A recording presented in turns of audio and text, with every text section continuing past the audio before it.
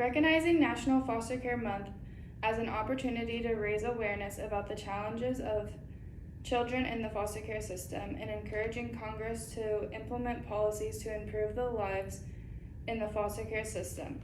This act is intended to raise awareness about the difficulties children face in foster care. The act also supports foster care workers and foster families.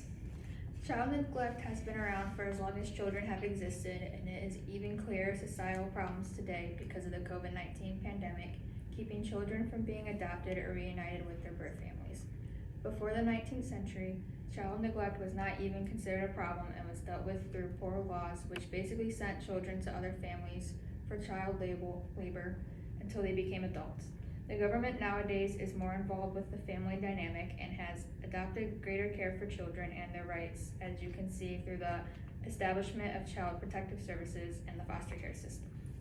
On April 30th, 2021, the White House released a proclamation on National Foster Care Month addressing the issues foster children are facing because of COVID-19. The Biden administration stated that they have implemented federal programs through the Pandemic Act.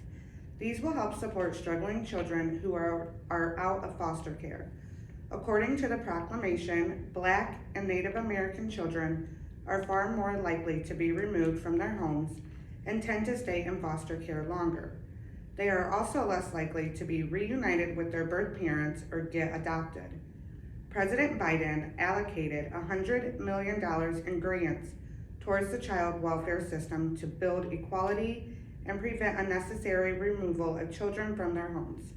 In finality, he proclaimed that May is now National Foster Care Awareness Month. COVID-19 has shut the door on many foster children, and foster parents are scared to open up their homes because of risk of getting sick. This past April, there were many children in Texas who had to sleep in Child Protective Services offices because they had no other place to go.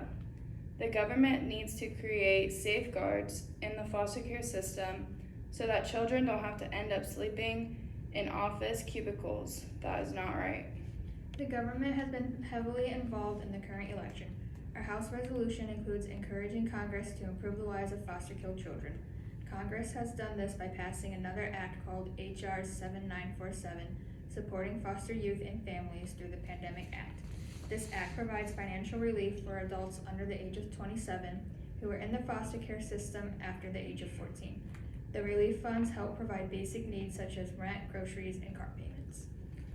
On a child protection resource page, a social worker explains her accoutrements while working.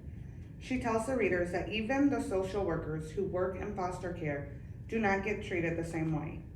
If the people who are helping the children are mistreated, it would be impossible for the children they are caring for to be treated fairly.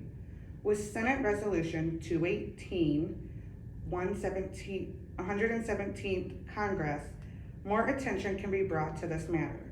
This resolution states that we need to recognize the essential role that foster parents, social workers, and advocates have in the lives of children in foster care throughout the United States. After reading about the story, I can tell that social workers are split on their views of foster care. Personally, for example, my heart goes out to all the children in foster care and all the social workers who deal with broken families. On the other hand, the author pointed out that some social workers see foster carers as glorified babysitters. I believe that all social workers should have the heart to care for those who put themselves in these situations, but everyone has their reasons to think otherwise. As I prefaced before, social workers should have the heart to love and to want to help all human beings in their situations. According to the NASW, they agree. Social workers are the key component to helping others find resources and making sure that they are able to do what is best for them.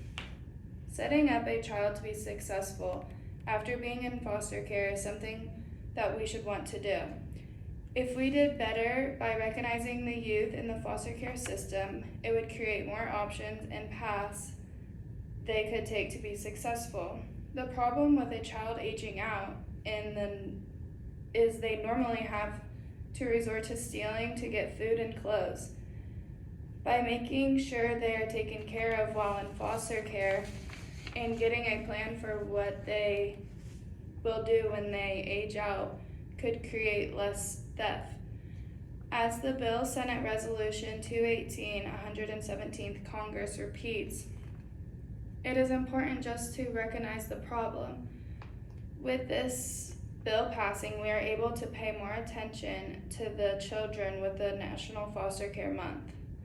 Lastly, as social workers, we should support this because it should, in the long run, create less work for us, which is a good thing. When trying to look up information regarding the public opinion on National Foster Care Awareness Month, it was not an easy process. It became quite clear that many don't know the trouble that foster care children or families go through. When finding a study done by Weber and LaCroix, the sample was taken from a list of random digit telephone numbers that were purchased from a national survey research company. The opinions of the foster parents during the phone calls were both positive and negative. 84% agreed with the statement that society should be doing more to support foster parents. I did find a video from this past May showing Awareness for Foster Care Month, talking about the areas where foster parents are needed. Foster parents also get a lot of training to show them the struggles they will go through in the field and how to properly deal with them. There are several steps required to be a foster parent, and it can take as long as 3 months because of serious training. Overall, I am very pleased with the proclamation of National Foster Care Awareness Month, but it needs to be more than just awareness. It needs to be action. Safeguards need to be put in place so that children aren't homeless. I want to see government funding going towards child welfare and fundraisers. To the people who don't support the government funding of child welfare because it raises their taxes, have a heart. That money is going towards a good cause. I want to end by asking you this question. How would you feel if you were one of those children in Texas, sleeping in concrete boxes, without a family to love and care for them because no one wanted to give up just a little bit of what they have? Children are the future, and we need to care for them. Thank you.